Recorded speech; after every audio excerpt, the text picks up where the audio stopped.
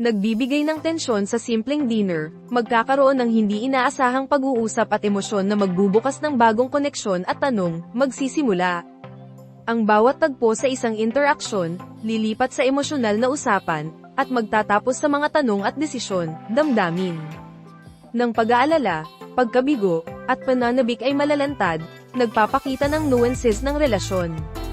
Pinapakita ng mga tahimik na pananaw at aksyon ng paakit at pangarap ng bawat karakter, walang sobrang detalye, bawat linya at kilos ay may bigat at kahulugan, direkta.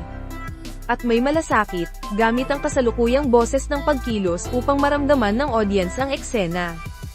Ang bawat karakter ay mas buo, at ang bawat pag-uusap ay nakatutok sa nararamdaman ng bawat isa, magbukas ng mas malalim na pag-unawa at tanungin ang sarili, ano ang mangyayari sa mga relasyon kapag natuklasan nila ang tunay na motibo sa likod ng bawat pagkilos, pabilis.